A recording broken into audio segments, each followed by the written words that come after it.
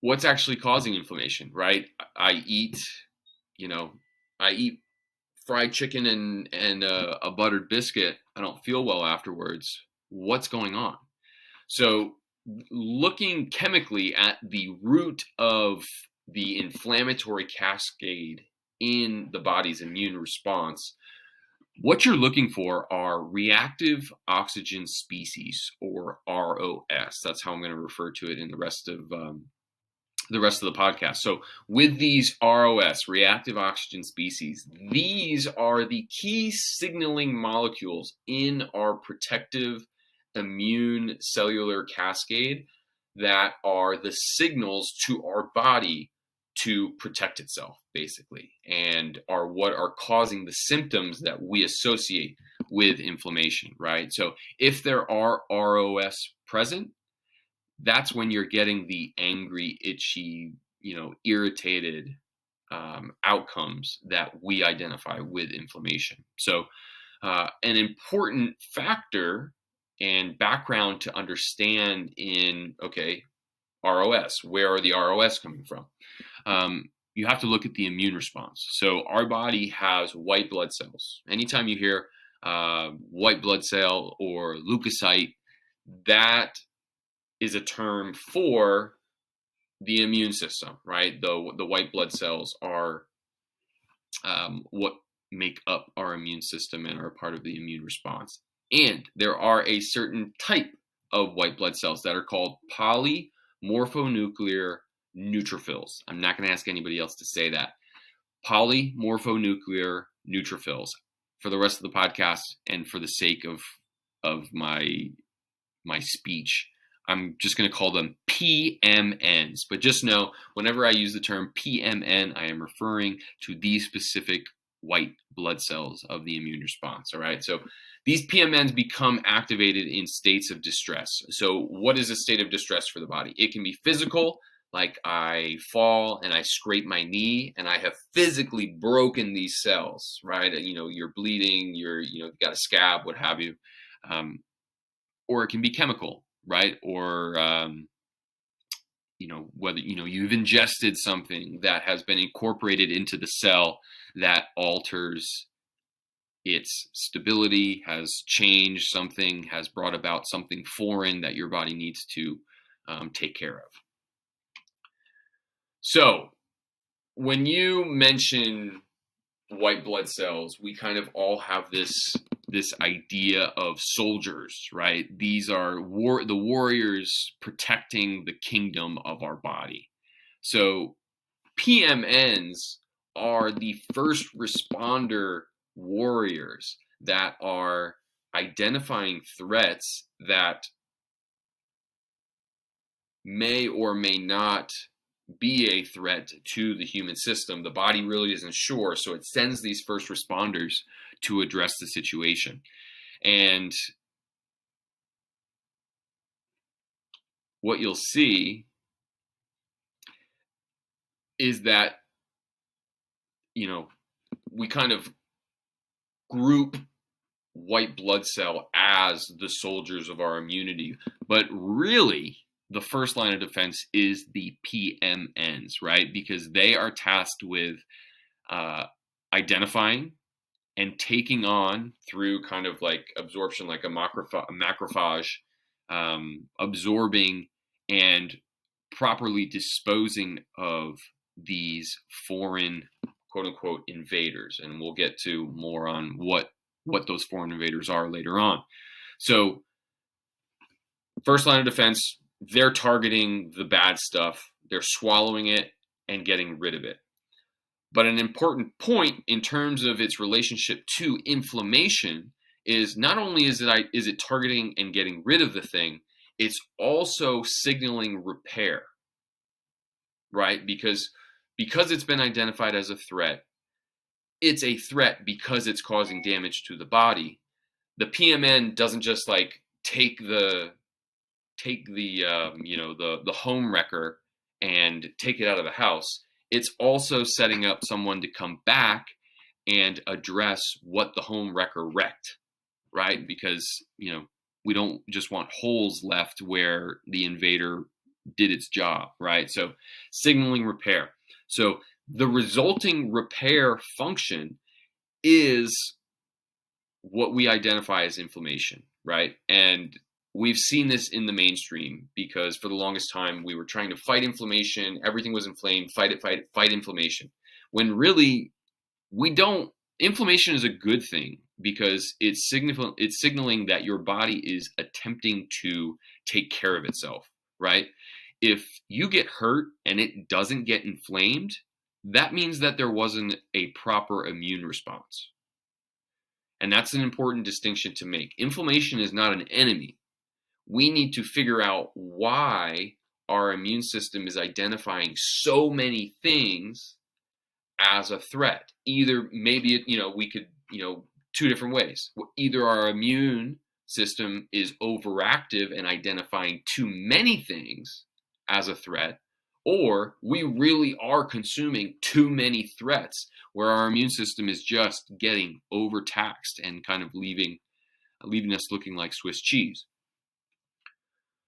So I love using the analogy of an inflamed body, inflamed as a burning building, right? So whether that be your pancreas for a diabetic, your nerve cells for someone with multiple sclerosis, whatever your inflammation is affecting, that organ, that tissue is a burning building, right? So the PMNs, the white blood cells, are the firefighters on scene putting water on the flames. They are the ones confronting and neutralizing the danger. Right? The fire is just tearing our organs to pieces. It's not doing what it's supposed to. It's throwing everything off kilter. PMNs are there to kind of save or to mitigate the damage, right? Now, the inflammation that comes afterwards, right? Kind of like the even if you were to burn your skin, right? It gets scabbed, it gets swollen, it gets filled with like pus and water and kind of all this nasty stuff. That's the cleanup crew, right? So after the fire's been put out, you've got to clean everything up. So you're tarping the house, you're removing the wet drywall, all of the charred furniture, so that you can set the stage for new building material to come in to make the house functional again. So again, inflammation is important because if you just have PMNs taking care of the flames, even if the flames are gone, the house is still a mess, right? So you need inflammation to take care of that. Now, let's take a quick look at where reactive oxygen species, right, which is kind of like what causes inflammation, fits into this. So the full sequence is you have the threat identified, right? The PMNs identify whatever it is as a threat. They absorb and they neutralize. They put the water on the fire. They put the fire out. Where ROS comes in is next. So after the fire's been put out, PMNs leave reactive oxygen species as byproducts, right? As part of the cleanup where damage has occurred, right? So if you're coming in and you look at a burned house, how do you know where the fire is? It's the charred, it's the black, it's the messed up stuff, right? So PMNs leave ROS to make sure that the body knows what needs to be repaired. Now, the body sees the ROS, the reactive oxygen species, and these are molecules that we'll cover later on. And that's its sign to initiate cleanup, right? And the immune system knows that ROS mean cleanup. Why? Because ROS are extremely unstable and reactive. So it knows that it needs to take care of those ROS, otherwise it's going to be a mess, right? And so if you're thinking of this in the context of a house, if you see, wet drywall, wet floorboards, and charred stuff, if you don't take care of it, it's going to get moldy, it's going to get mildewy, and it's going to make the house unlivable, right? So it's got to be taken care of right away. And once that kind of ROS reaction has occurred, immune system's like, okay, we've got ROS, time to get in there and clean things up. What's it sending in to clean? Different enzymes, macrophages, which are part of the kind of cleansing immune response, platelets. So again, what are the new building materials? You have to increase blood flow by delivering oxygen, or for delivering oxygen and nutrients for that new tissue, those new cells, minerals, whatever, to help rebuild what has been broken. So an important point to make is that our body is familiar with ROS, right? ROS serve an everyday purpose for our bodies because an inflammatory response is part of a healthy immune system, right? That's kind of how it's regulating itself and making sure that it stays safe. So there are ROS in every cell of the body because ROS are the body's currency for cleaning up. And when we think of inflammation, we think of it happening because of an event, right? Whether it be the scraped knee, I get punched, punched in the jaw, bruised, broken bones, things like that. But in terms of everyday cell processes, it's like taking out the trash, like, right? So you can have like a lot of trash if the house is a mess, but even if you're just like cooking dinner in the kitchen, you're still going to have little bits of trash that are just byproducts of you performing a normal function, right? So ROS is that signal for taking out the trash, independent of this, the amount of trash or the event itself. So the cell needs the trash taken out regularly. It's just a matter of degree. So a healthy adult's reactive oxygen species load signals taking out the trash to maintain a clean and orderly cell.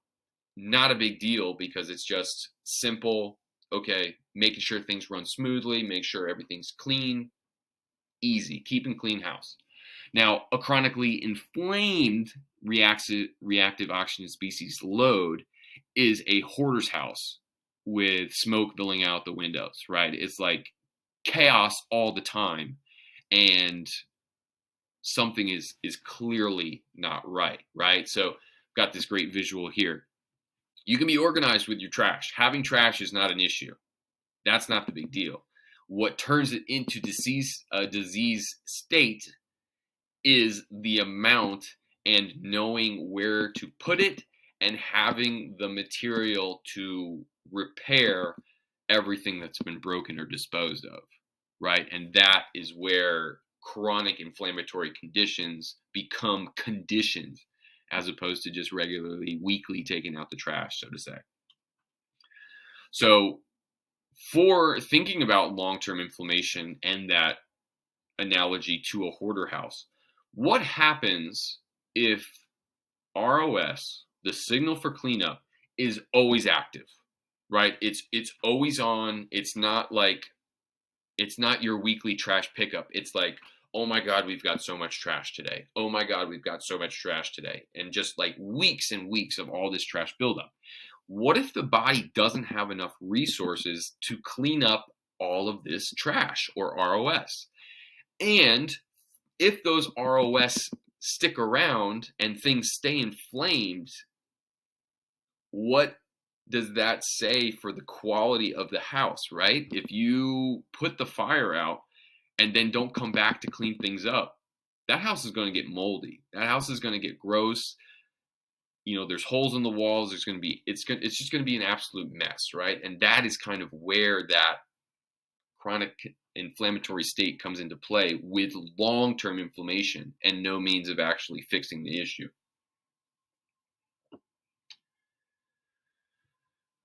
And here with the houses, hurricane aftermath, holes in the roof, always under repair and never truly fixed. That is where our bodies are at. And these anti-inflammatory properties and conditions are really just tarps on the roof because they're addressing the inflammatory response without actually cleaning up and bringing in new building materials.